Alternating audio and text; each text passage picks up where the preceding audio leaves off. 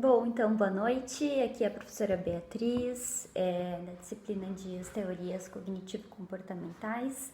Então, esse é um vídeo em continuação da aula 3, que nós não conseguimos realizar na sexta-feira em função de falta de energia elétrica e instabilidade na rede de Wi-Fi.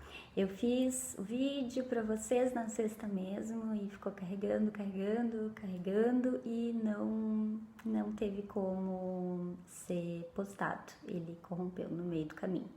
Então, estou aqui gravando de novo e vamos que vamos. Nós estávamos fazendo uma grande revisão acerca do condicionamento respondente, né, na qual nós vamos ter então um estímulo neutro, né, que ele é associado, então é pareado junto com um estímulo incondicionado, né? E quando esse estímulo neutro pareado com o estímulo incondicionado, ele é apresentado várias vezes, ele torna-se um estímulo condicionado, então. Né? Então, para isso a gente faz uso do exemplo do cão do Pavlov, né? Que há um condicionamento, então, entre um estímulo neutro, que é a cineta, com um estímulo incondicionado, que é a carne, né? Frente a essa associação, o cão que não salivaria frente a esse estímulo que antes era neutro, a cineta, agora que houve o pareamento entre o estímulo neutro, a cineta, e o estímulo incondicionado, a carne, o estímulo cineta passa a ser um estímulo condicionado, então ele passa a eliciar a resposta condicionada de salivação. Né? Então, a partir desse paradigma, né, gente, que é o paradigma respondente, nós podemos pensar acerca de um outro conceito, que é a generalização. A generalização do comportamento, quando nós falamos do comportamento reflexo, né, é quando nós realizamos, né, após um condicionamento, nós generalizamos a nossa capacidade de ter uma resposta reflexa condicionada. Né? Então, o que é isso? Esse conceito ele se deu a partir do experimento do pequeno Albert, né, que era um bebê, e o Watson, então, realizou um experimento com esse bebê, na qual ele apresentava um barulho alto, né, para esse bebê e um ratinho branco. Então, o barulho alto, ele eliciava, né, ele alicia no bebê, em qualquer um, na realidade, uma resposta incondicionada, de sobressalto, né, que depois a gente vai chamar de medo também. Mas, então, ele associou, ele pareou esse estímulo incondicionado do barulho com um ratinho, que era um estímulo neutro, né? Tinha uma resposta neutra frente a esse ratinho. Então, apresentando o barulho, ratinho para o pequeno Albert, esse bebê, ele passa a apresentar uma resposta condicionada de medo, né, frente a esse estímulo ali que era o ratinho. Então, a gente tem a instauração de um medo condicionado, tá? E o experimento, então, ele vai além. O Watson, ele passou a mostrar para esse bebê elementos que eram parecidos com o ratinho. Então, mostrava ali um Papai Noel com uma barba branca, mostrava um coelhinho de pelúcia ou um coelho, e ele ia identificando qual que era a intensidade da resposta de medo do pequeno Albert. E o pequeno Albert, então, ele também tinha medo de elementos que eram parecidos àquele estímulo que foi condicionado. Então, ele generalizava aquela resposta condicionada de medo para outros estímulos. É claro que a magnitude da resposta do pequeno Albert de medo, ela vai reduzindo, vai caindo à medida que esse objeto ele vai não tendo tantas características, semelhanças, né, com o objeto condicionado original, tá? Então, Depois de um condicionamento, né, aqueles estímulos que se assemelham fisicamente ao estímulo condicionado começam a eliciar a resposta condicionada em questão, tá? Então, a gente entende que na generalização respondente, o indivíduo ele passa a apresentar uma resposta semelhante, né, com estímulos que sejam parecidos àqueles que o condicionamento foi feito originalmente. E aí a gente pensa, né, bom, já entendemos como que nós aprendemos a ter, por exemplo, um medo, né, e como a gente generaliza o medo. Agora, como é que a gente pode eliminar um medo que foi realizado de uma forma decorrente de um condicionamento respondente, tá? E a ideia é que sim, se a gente aprende a ter o medo, a gente pode aprender a deixar de ter esse medo, tá? Então, se a gente apresentar, né, um estímulo que já foi condicionado, sem a presença daquele estímulo incondicionado previamente várias vezes, pode ser que a gente não tenha mais a resposta, né, original. Como assim? Vamos lembrar lá daquele experimento do Pavlov. Então, a gente tem uma resposta reflexa que é condicionada, né, que é salivar frente a um som. Daqui a pouco, essa salivação frente a um som pode deixar de acontecer se o estímulo que foi condicionado, a sineta, o som, for apresentado várias vezes sem a presença daquele estímulo que era a carne. Então, daqui a pouco o cão vai vendo que, né, apresenta ali a sineta, mas a carne não é mais apresentada. Então,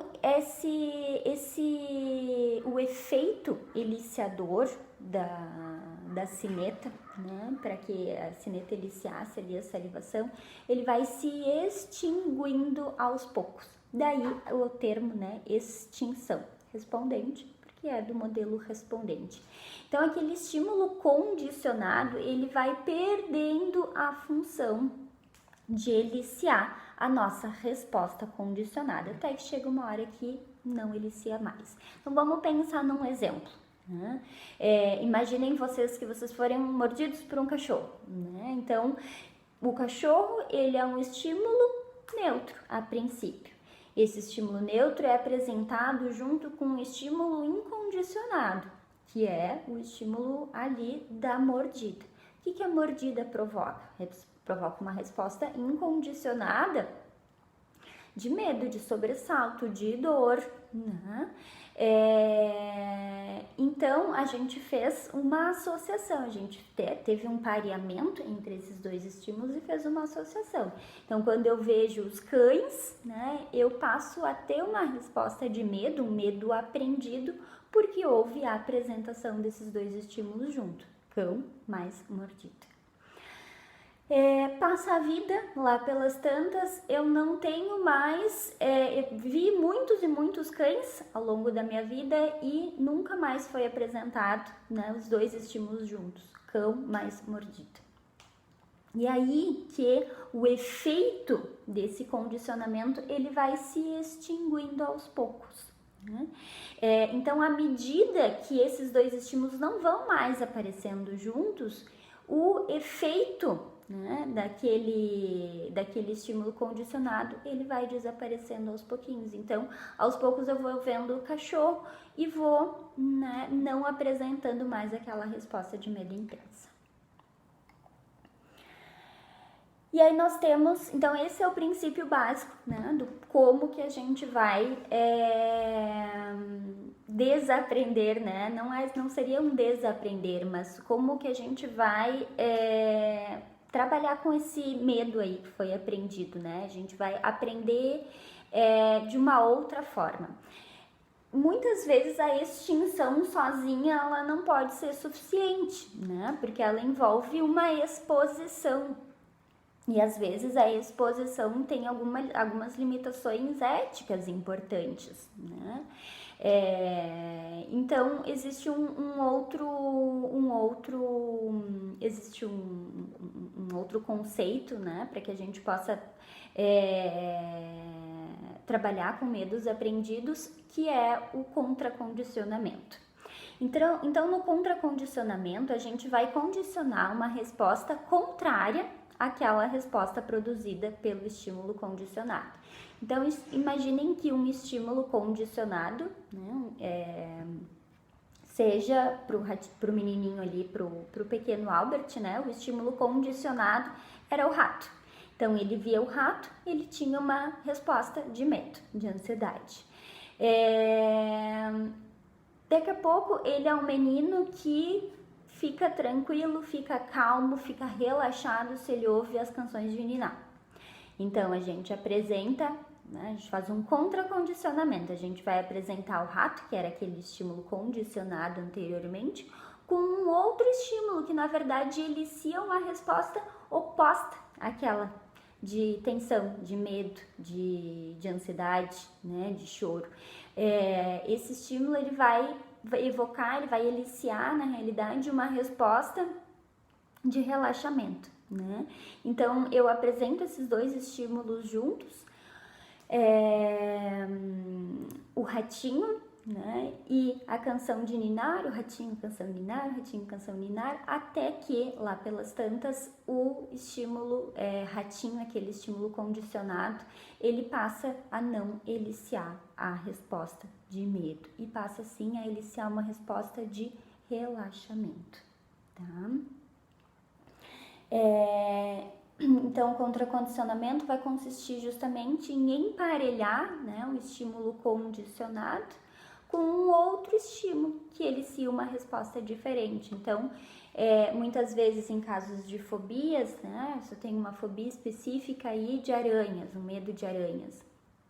Então, eu posso, por exemplo, né, mostrar de longe para uma pessoa uma aranha ou um desenho de uma aranha e ao mesmo tempo fazer uma técnica de relaxamento, uma técnica de respiração diafragmática. O que essa técnica de respiração diafragmática ou essa técnica de relaxamento vai eliciar? Justamente a resposta oposta, né? Uma resposta de tranquilidade. Então, o nosso organismo vai fazer essa associação, né, entre o estímulo que está oferecendo, né, o estímulo de relaxamento que está oferecendo essa resposta aí de tranquilidade, e ele vai aos pouquinhos conseguindo se expor àquele estímulo fóbico anteriormente. E outra estratégia que é bastante importante, muito utilizada na clínica, é a dessensibilização sistemática. E ela se baseia especialmente naquele conceito de generalização. Então, assim como o pequeno Albert, ele foi tendo medo de objetos que eram parecidos com aquele objeto parecido ali com o objeto original, que era o ratinho, imaginem se a gente pudesse tratar o pequeno Albert. A gente poderia ir expondo ele aos pouquinhos a objetos que eram parecidos com o ratinho, porém que não eram tão parecidos assim, né? Talvez lá a barba do Papai Noel não seja tão parecida, né? Ou um cachorrinho de pelúcia talvez não seja tão parecido, e a gente vai mostrando primeiro esses que não são tão parecidos até aqueles que são mais parecidos, até que a gente chega àquele estímulo original. Então, na realidade, a dessensibilização sistemática consiste na gente realizar uma hierarquia de ansiedade, tá? Ela é baseada, então, de acordo com a magnitude que cada estímulo provoca em termos de resposta, seja ela uma resposta de medo, tá? Então, a gente vai começar por aqueles estímulos que vão iniciar uma magnitude menor de resposta, ou seja, uma intensidade menor de medo. Então, se, por exemplo, eu tenho uma fobia social, uma ansiedade social, um medo de falar em público, e o meu maior medo é apresentar um trabalho em sala de aula. Bom, então vamos aos poucos entendendo, né, que como é que a gente pode chegar lá. Vamos construir um degrau, vamos construir uma escada, uma hierarquia, né? Isso é o que tu tens mais medo, né? E o que tu tens um pouco menos de medo, E a gente vai expor primeiro aquilo que é menos ansiogênico. Então a pessoa vai dizer assim, olha, o que é menos ansiogênico é eu conversar com uma outra pessoa, uma dupla. Tá. Então esse vai ser o primeiro degrau da escadinha. O que pode ser um pouquinho mais ansiogênico? Eu entrar num grupo que tenham 3 pessoas. Então tá. O que é o próximo degrau? É eu iniciar um assunto num grupo com 2 pessoas. E assim vai. A gente vai devagar, né? Sistematicamente fazendo essa exposição, com vias de atingir a extinção daquela resposta, tá? E aí, gente, aqui na nossa aula a gente tem 2 situações problema, tá? Uma delas é uma situação do João. O João tem 42 anos, é executivo, e ele se apresenta então num consultório de psicologia com a queixa de incapacidade de pegar avião. A ansiedade de voar dele começa um ano antes, quando um voo comercial em que ele estava precisou fazer um pouso forçado. Então, o que a gente pode pensar em possíveis causas aqui pro problema do João, né? A gente tem, então, uma situação em que ele viajava de avião tranquilamente, então o avião de início era um estímulo neutro, né? Ele se é o quê? Uma resposta neutra, tranquilo, tudo normal. O que acontece? O voo dele precisa fazer esse pouso de emergência. E aí entra o nosso estímulo incondicionado. Imaginem vocês em uma situação de emergência, né? A gente vai ter uma resposta incondicionada de medo, né? Então, esse estímulo incondicionado, avião, passa a eliciar uma resposta incondicionada de medo. Então, gente, nós temos aqui o pareamento entre esses 2 estímulos, entre o estímulo neutro avião e o estímulo incondicionado aí, acidente, tá? E então, o avião passa a ser um estímulo condicionado que elicia a resposta condicionada. Então, gente, no caso do João, né, esse medo ele se instaura através do condicionamento clássico, do condicionamento pavloviano, que é o nosso modelo respondente, tá? Então, ele faz essa associação entre os 2 estímulos. Então, se vocês forem acompanhar junto o vídeo com as lâminas, a gente tem o segundo caso, que é o caso do Amadeu, né? O Amadeu tem 27 anos e tem uma história semelhante. Deixa eu puxar aqui o caso dele. Ele sofre um acidente de automóvel, né? Permaneceu muitas horas debaixo do carro, sem possibilidade de fugir, pensou que a morte era inevitável. No entanto, foi descoberto e liberado. E aí, devido à intensidade do choque, passou a evitar dirigir, andar e até mesmo entrar em um carro, visto que ficava muito ansioso e amedrontado. No decorrer dos dias, começou a apresentar também medo de qualquer lugar fechado. Então, vamos ver que aqui, no caso do Amadeu, tem uma situação parecida, mas tem uma diferença, né, gente? Vamos ver qual que é a diferença aqui no caso do Amadeu, né? Então, temos estímulo neutro, que era o carro, com que iniciava a resposta neutra ali, tranquila, né? Ele passeava, e aí o carro, então, passa, né? Quando acontece o acidente de carro, o carro torna-se um estímulo incondicionado, né? Porque ele veio associado junto com barulho, com impacto. O carro ele continua sendo um estímulo neutro, tá? Ele vem junto com um estímulo incondicionado, que é o impacto, o barulho, que é o acidente em si, né? Que isso tudo, o impacto, o barulho, o acidente, a dor, né, tudo mais, elicia a resposta incondicionada ali de medo. E aí nós fazemos o pareamento. Então, o carro associado aí ao acidente, né, a esse impacto, ele torna-se um estímulo, então, condicionado, que inicia uma resposta de medo. Então, o Amadeu, ele chega perto de carro e ele já sente medo, né? Então, aqui a gente tem